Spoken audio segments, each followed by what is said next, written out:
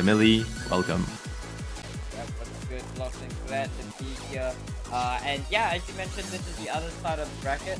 I'm gonna be very interested to see what's in store for this kind of matchup, right? Because I'm looking around at these players, and it seems like a very overall balanced matchup. You have players like Zabi and Xianling, right, who are undisputably one of some of the best players in their region. Zabi from the Philippines, and Xianling being from Poland, arguably the best Polish player. Xianling is known for their high SR ability, uh, whereas Zabi is known for, I believe, their lower SR capabilities. So once again, we're gonna see that kind of conflict happen or occur in a matchup like this. You look at the players on Xianling's team as well, the tier 2 players. You see players like Abdullah, you see players like Mr. Wong, right? Who are relatively known and experienced Tony players. And then you see on the other side, you have players like Cuba, who I believe Philoxen was second place in minor league of the 6-digit European Cup, if I'm not mistaken. Yep, that's correct. Yeah, and Uh, meanwhile, the players on Abdullah, players like Abdullah and Mr. Wong, although they haven't had many major, big tourney wins, they they definitely have a lot of tourney experience under their belt.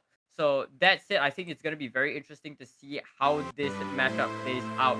Not to mention, I'm even more excited to see how the two underdogs in Heidi Esse and Imasaki perform during this matchup. But it looks like we are going to see the first map being played, and it is going to be a DT3 played on 2v2. wait. I think No, no. while we have been talking, they have already finished DT3. It was Team 1 picking the map, so Zavi's team, and they won it. And now Yeah. this is a counter pick from Team Blue, which is Nomad 1, and they chose to play 2v2. So now we're seeing a matchup. It's Tianling and Mr. Wong, the two most experienced 6 digits on the side of Team Blue versus Cuba and Zavi. And here we go, right off the bat, Mr. Wong gonna be the first one fighting a break, which is quite surprising, speaking of their consistency, because they are very consistent for a fact.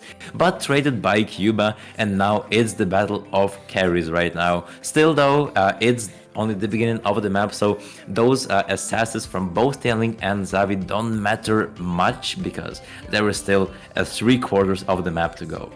I will say though, this map is on the shorter side of typical Nomad ones, coming in at 2 minutes and 40 seconds long. So that said, they do need to start getting that combo back in, or they need to hope for a miss from Team 4 to come soon. But as you come into the first KI, this is where the jumps start to get more intense, and here's where we expect to see some breaks begin to happen, but Cuba is gonna be the one to find the miss at the beginning of the KI. Meanwhile, Mr. Wong is also gonna trade it up. So now it is just, as you mentioned, right, Philoxen, a battle of the carries, but Tianling is gonna be the one to fall. And meanwhile, Zavi is going to continue to hold, now securing the highest combo and accuracy in the lobby at 99.8%. Coming out of that first KI, absolutely spotless.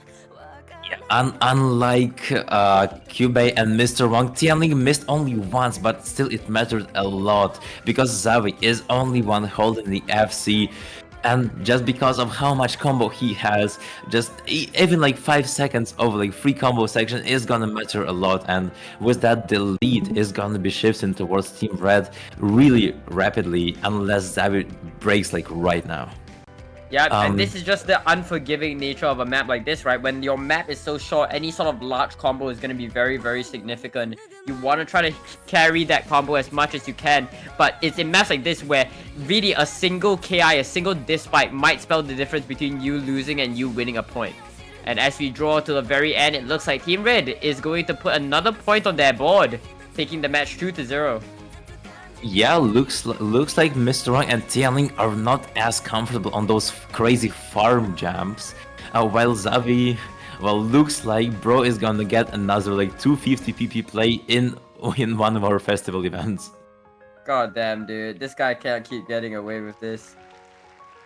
Ooh, crazy performance, and this is looking really bad for Team Blue, as it was their pick, and Team Red just got a break point. Now it's 2-0, and they get to choose which map they want to play in the 1v1 format, because this is the only format that we have left.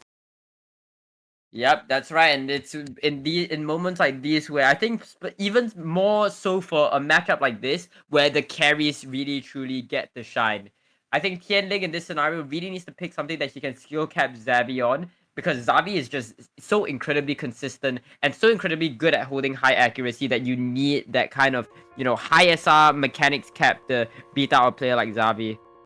Yeah, like if you look at that Nomad 1 result, you will actually realize that Cuba has actually they like bottom scored the entire lobby because Tianling and Mr. Wong both had 500k and Cuba had 300k. But when it comes to the carries, Zavi is a better carry than Tianling, I would say, on most of those skill sets. So I think the good strategy for Team Blue would be to pick those 3v3 maps that that all of the players of the team feel comfortable on.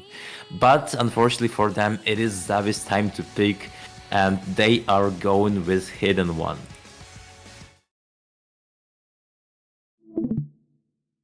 We have already seen that map being played between Aaron XZ. Aaron XZ played this map against Philoxenia and managed to beat him. So, well, miracles might happen on this map. We still don't know who Zawi will play up against. But, well, best of luck to that player and best of luck to Zawi as well. As I hope this this map is gonna be really close between the players and we will see another peak rivalry. Yep, that's right. This hidden one is very, very awkward aim heavy. It's definitely longer than what we saw from Nomad 1, so gonna be more demanding on your consistency, on a more challenging type of aim, no less. So yeah, I'm gonna be interested to see how these players tackle that. I believe in the last match we saw a lot of shades. But in similar fashion to what we saw in the Nomad 1, these two maps are also very easy to get good accuracy on. And I think that's going to be the chief thing at play in this sort of matchup, right? Who can collect, who can maintain a higher accuracy throughout the match. But yeah, as the players are getting into the lobby, hopefully we should begin to see them in action very, very soon. In fact, we are not going to see Tianling in for this map. We're going to see Mr. Wong. Very ballsy play here, but I think Mr. Wong is more than capable of doing well on a map like this, known for their consistency on hidden. Definitely a solid player to bring to the table. Yeah, well, especially considering how they managed to push their skill cap recently. Like, right, Gamili? Like, we saw his performance in our Battle Royale event, which was Trial by Fire, and we were impressed by his performance on many different skill set maps many times. So definitely a player to watch out for, even if you're such a crazy D-ranker as Zavi. Yep, But definitely. Yeah, besides that. Not a player to be underestimated, but I think the main thing at play is the main obstacle that Mr. Wong will have to face is the accuracy from Zabi, because they are so incredible at maintaining that solid metronome. Yeah, I would just say Mr. Wong needs to rely on his combo. That's what he does the best all the time. And well, Zawi will need to try and just keep the face of a really stable, strong D-ranker. The map is starting, and Mr. Wong right off the bat is not even losing by accuracy that much. It's only 1% accuracy. So I believe it will go down to who will be able to hold on the longer. We are already seeing some of the harder jumps. Mr. Wong gonna be the first one fighting the break, dropping their combo, while Zavi is hitting the 99% accuracy and still managing to hold on to his 300 combo. Yep, that's right. We are continuing to go forth in the map. We're currently moving into the latter half of the KI. And as it stands right now, I mean, Zavi is just continuing their absolute dominance on this map. Mr. Wong, unfortunately, until Zavi can find that miss, no progress can be made in in favor of the right side right now. And it's quite evident to see why Zavi wanted to go for a pick like this. You know what? I might be tripping, but I think I saw Zavi's cursor like shake a bit on those more intense jams. So maybe it will matter in the future, but so far Xavi is staying unfazed, just approaching 600 combo. Mr. Wong, though, on the other hand, managed to recover really well, and I think against any other player, that recovery would be looking really scary. But if you are Xavi, who is still holding an FC, it still doesn't matter. He is holding through the second KI, both of them are. But just because of the fact that Mr. Wong missed early, Xavi's lead is only gonna be increasing. Yeah, that's right. We're getting into the next KI, and all the square shape patterns, all the awkward angles are coming to attack these players. And as it stands right now, Xavi is a monolith. Last third of the map, Mr. Wong trying their best, waiting for any opportunity that Xavi can give him. But as Xavi moves closer and closer to the end of the map, the window of opportunity for Mr. Wong to make this comeback is getting tighter and tighter.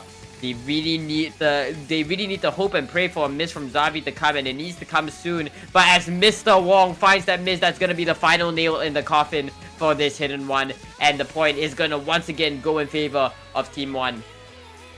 Oh my god, and Xavi is looking to potentially get another 250 PP play just like he did on No Mod 1. The question is, will they be able to hold through that last section of jumps?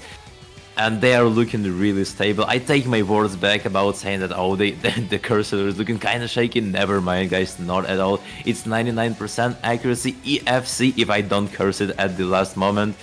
But it doesn't look like he's gonna break. Okay. Yep. And what a performance. Xavi showing time and time again why they are the master of consistency. Going back to back with incredible scores. I believe double FCs as well. There's nothing you can really do against that. I don't know. Like, what can you even do against that? Even if Mr. Wrong FC, that wouldn't have been enough. And that makes it 3-0. Team 4 gets to pick. I would definitely suggest them to pick something in a 3v3 format. Because going up against Xavi in the 1v1, well, just based off their experience on that hidden one, they already can tell this is not the best option. And as I mentioned, this is gonna be free mod 1, 3v3. We're gonna get to see Bring Me the Horizon song once again. What format does this remind me? Wait, this is a 3v3, and that means the free mod rules for 3v3 are that one of the players has to go either hidden, easy, or easy hidden. Then the second one has to go either hard rock or hidden hard rock, and then the third player is gonna take free mod. So they can go either no mod, they can go hidden hard rock, hidden easy, just whatever they want to. Right. So there is a lot of variety.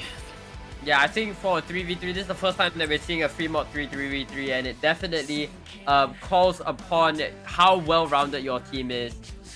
Given how this is, I believe, Team Blue's pick, they must be feeling relatively confident about their mod variety. You can definitely see Tianling going for a hard rock, Mr. Wong going for a hidden, and perhaps one more player being their no more anchor. But meanwhile, on Team Red, I think there's no universe where Xavi doesn't go either hidden or no mod for that consistency.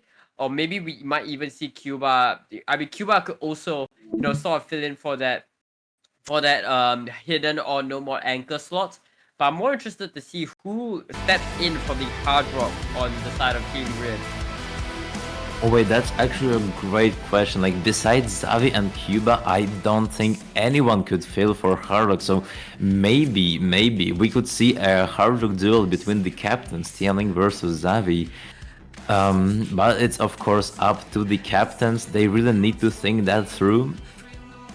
Because for Team 4, I'm gonna say it's their pick, so it makes sense. It looks like they have more various skill sets. They have Hopes, they have Elchman, they have Mr. Wrong, Abgula, and Tianling.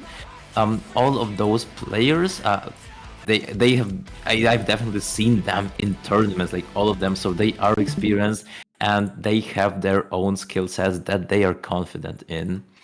Yeah, I think when it comes to overall, skill set variety, Team 4 definitely triumphs over Team 1 in that aspect.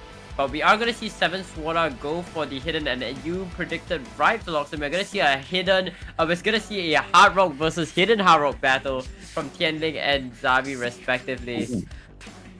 Yeah, okay. Xavi is trying to flex here, going with the overmod hidden hard rock. But on the other hand, sometimes for some players, hidden hard rock is even more comfortable rather than just going hard rock without anything. And yeah, just based off accuracy, the first KI starting 7 sort of finding a break with hidden Abgula as well. It's now the hard rock players holding on to that combo. Mr. Wong gonna be finding a break. Now it's Cuba and Xavi versus Tianling. Really bad situation for Team Blue as Tianling is the hard rock player and this is significantly harder to hold on combo rather than with like hidden or nomad. Yeah, that's right. We're getting into our next slow section, really getting the players to build up that combo. As it stands right now, the double FC from Xavi and Cuba are really doing wonders for Team Blue right now. Meanwhile, Tianling is kind of just fending for themselves, but we still have half of the map left, and there is definitely a lot of room for error on a map like this. The question is, will Team Red give them the opportunity that they need them to sort of slip through the cracks and make it through? Mr. Wong and Abdullah doing a good job with that recovery, but it looks like Cuba is going to be the one to find a miss. That is going to be good progress for the score lead, as that score line shall slowly but surely shift towards the right side as we step into the last third. But Abdullah finds the miss, so does Tianling, so does Mr. Wong. Complete combo reset from Team Blue. And it is not looking good for Team Red at this juncture. Currently, last quarter of the map and that score... I mean, it's not looking too good for Team Blue right now. Last quarter of the map and that score lead is comfortably in favor of Team Red. Yeah, the pick backfired for Team Blue, and it's once again Xavi still in the deal. With the hardest mod combination, still holding on to his full combo so dearly.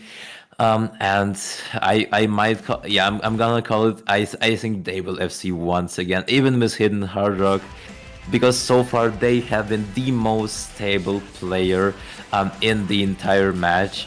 And well, that makes sense because they have the highest ETX rating out of all the players left in the tournament. That's right. And that And will this is be another another FC. point in favor of Team Red. Yep, huge shoutouts to Xavi and to his supports as well. They all managed to outscore every single player on the side of Team Blue, even Tianling. So yeah, 7 Sorda and Cubey are actually really good support players. Cubey was a carry of Team Poland in Minor League of 6 EC, so definitely standing his ground. And Simon Sorda, a really interesting player from Switzerland. I believe the best player that Switzerland currently has. Looking really promising, and we're gonna be expecting some crazy performances from both of them in the main stage of 6WC.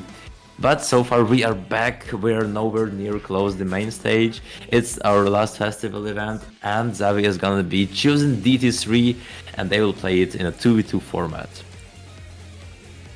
Oh fuck, it's DT3, my bad, gang. Yep, someone ban and report this guy. Anyways, this is gonna be Dustel Anemone, a very well-known DT3, right, Philoxen? This is one of those. This is one of those maps in 6 digits where it's like the higher diff is an alt map, so and then the lower diff is a bit more like figure control-y. And when you slap DT on it, it becomes your classic 6-digit DT3. So I think this map needs absolutely no introduction. However, we will be taking a quick second to reset the client. Currently, I believe this is a 2v2. Yep, that is correct. This map, I definitely see it outstanding the other finger control DT3 maps just because of the fact that the density of this map is just crazy. Like when I was playing for the first time, I couldn't even believe that the map is like such low SR and has like that much of tapping, that much of the variety of those doubles and triples just changing between each other, and they drain your stamina a lot as well. So definitely one of my favorites DT3 maps. Yeah, saying it as a tapping player. So yeah, I wonder who will play that map.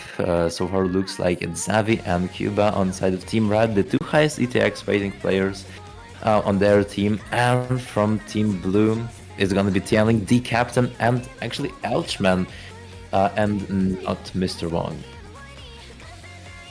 Yeah, I definitely think that Elchman is not a player to be underestimated when it comes to, these more mechanically demanding maps. So definitely think that they will be able to put up some good work. But the question is, will they be able to overpower the duo that is Xavi and Cuba on a map like this, especially given how they have the confidence of this being their own pick? Oof.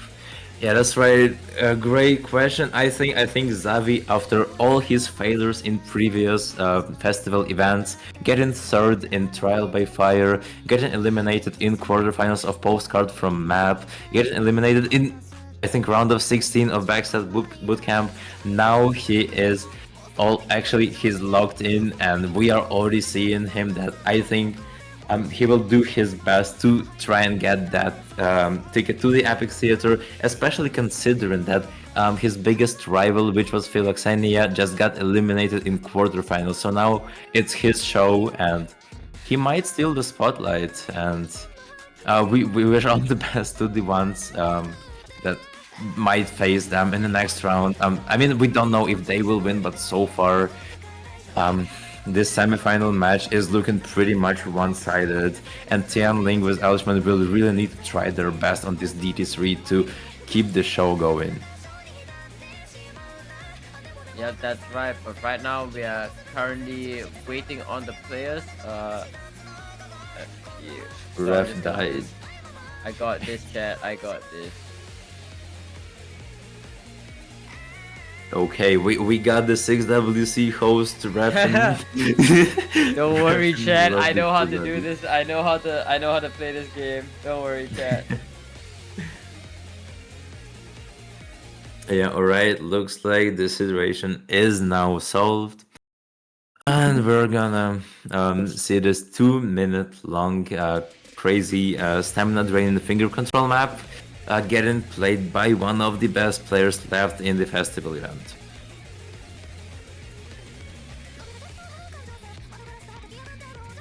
Yeah, and Currently, we're as seeing you can some early days. Sorry, Philox.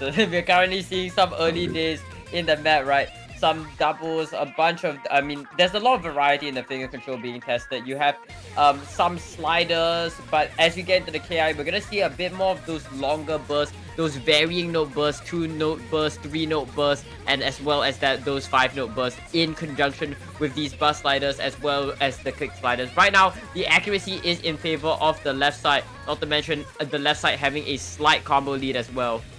And those after KI sections are the hardest finger Man. control sections of the map. That's what I've been talking about. Tian Ling gonna be finding a break, but surprisingly, everyone else is holding on really strong. Elchman, Cuba, Heaven, lower accuracy than Xavi. Xavi once again still in the spotlight, 95% accuracy, but here comes another really dense tapping section. Tian Ling finds another break. But it doesn't matter. It doesn't matter. Elchman is trying their best. It doesn't matter because Xavi and Cuba are holding a double FC. Nothing can stop them. Looking like really potentially scary to just to double the score of their opponents right now. Average DT, average 6-digit DT in the sense that it's really FC or die, right? And as Ultraman finally finds that Mizabi trades it up, but Cuba finally finding their footing in this matchup, looking to run the extra mile, the highest score in the lobby, running till the very end with that 93% act, looking to close out this map with the FC demolishing all of these patterns. Okay. Wait, they're assassin. They're just assassin them. What my goodness. What the hell, Cuba? I mean, what a way to end a map. I mean, like, they were already dead. They were already dead, but what a way to really put yourself out there. He won me too. Clearly wanted a piece of that cake. What a performance from Cuba. And with that, Team Red will be going to match point. Yeah, look, when I saw Cuba being in minor league for 6EC, I was like shocked because I knew that like this player was worth of like getting in the main 6EC Polish team in the major one.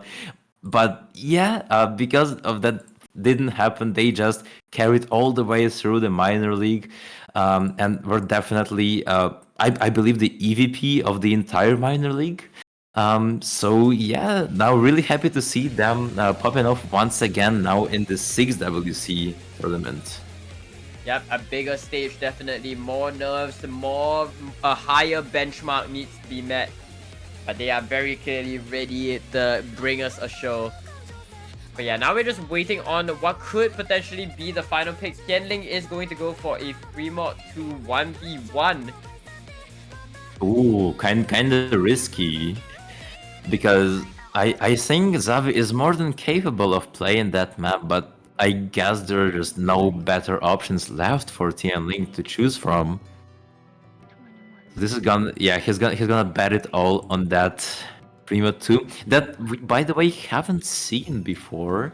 So this is gonna be the showcase for Primo 2. The That's sheet right. says that it's your modern anti-mode map, so we will trust that with our hearts.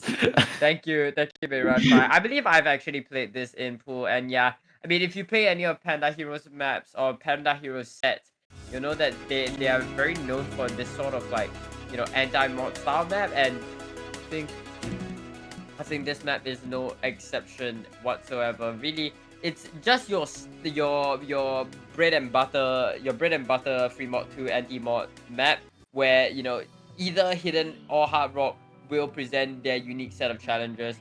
But I am in fact interested to see what Tianling goes for in the free mod in free mod 2. I mean, they are typically known for being a hard rock player, and you know, hard rock typically is less consistent than that of hidden. Yep, So fair enough then. Meanwhile, in case this matchup ends, and just what is happening on the other side of the bracket, just so you know, I don't know how they have been stolen so much, but both Aaron XZ's team and Kaidoru's team are only at 1v1 right now. The match score is 1-1, so I think if this match ends pretty soon, we can just switch to the other one. I um, need to ref. yeah. No, go Oh for it. wait, did depressive like dip? Okay, guys, chat. Watch Gamili double rap live at Twitch.com. I can do basic stuff, bro. Okay. No, I'm aware, but like double ref and plus commentating plus streaming all at the same time is kind of. All's good. All's good. Oh, you're not streaming, my bad. No, all good, Gail. No, don't worry. It's okay. Yeah, I got you. I got you.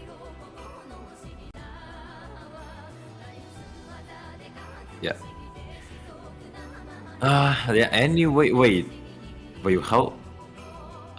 How come Zavi didn't join the lobby? It looks like Cuba is gonna be 1v1 in Mr. Wong Oh, on okay. this That free mode is. too. Wait, that Okay. is interesting. A battle of the tier twos. I mean, this is pretty akin to what we saw from the last match where we saw Varial versus, oh man, I cannot put my Varial versus Sa, right? Yeah. Yeah. It was.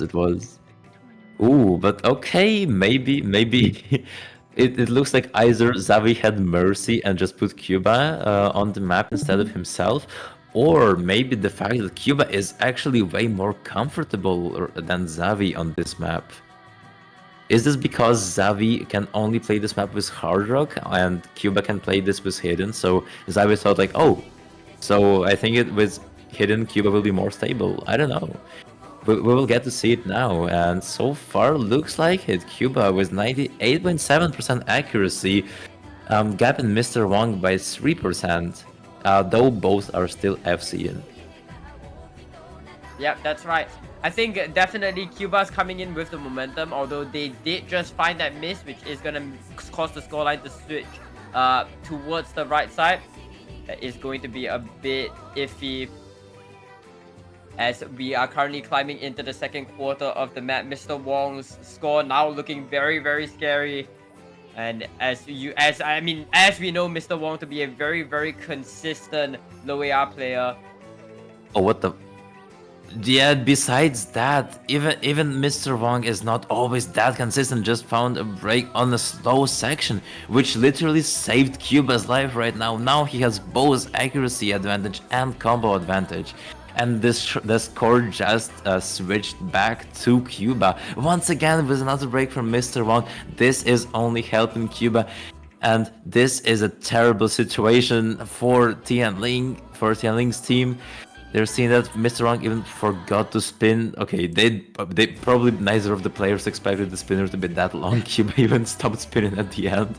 But anyway, Cuba is holding really stable, unlike Mr. Wrong at the moment. That's right. We are moving into the last quarter of the map, and I think this is a done deal for Team Red. I think Cuba will be able to emerge victorious in the last quarter of this map. And with that, I mean, the wants to face the winner of the other match between Kaidori and Aaron XZ will be Zavi's team, Team 1. And this is really shaping up to be a interesting match to watch, to say the very least. Yep. So even though during the draft process, Xavi got to pick the last from like at the second round of the draft itself. It still didn't ruin his plans at all. They are gonna be securing the victory. Xavi and Cuba are a very scary duo, and advancing to the final match is gonna be the last chance for both of them to get the invitation to our last closed event. So yeah, we will wish them all the best. But for now, I think we are gonna be switching to another match to get to see who they will face in the final match, which is gonna happen tomorrow at 15 UTC, by the way. Yep, thanks to Depressive, I think, exploding midway. We join in at the point of the matchup where I believe we are currently only 3 maps in, if I'm not mistaken. Ooh, that's right. Wait, so far, yeah, the match score is 1-1. Team 7, which is Aaron X's team, picked Hidden 1 and they actually lost it. But after that, they proceeded to take the break point of Team 3, which was DT2, and they won it.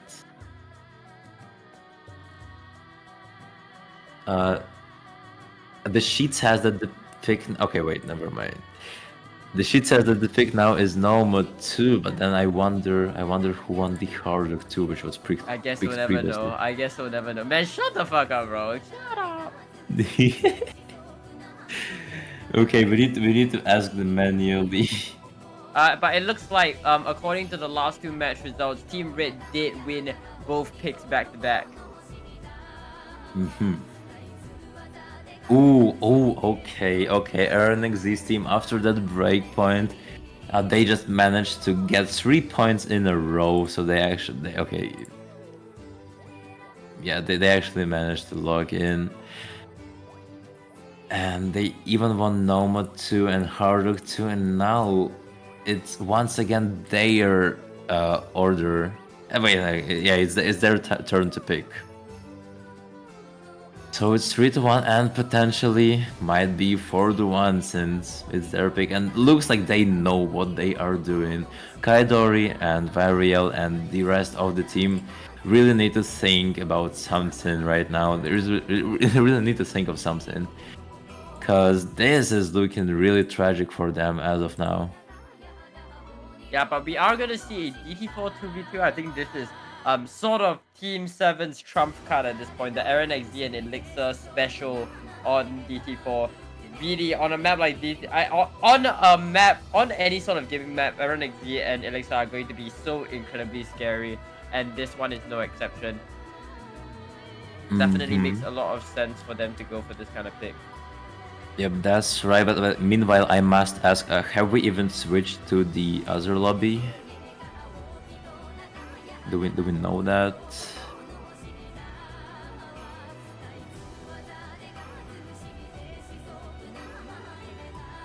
Yeah, another lobby. The other semifinals match. Can you please stream it?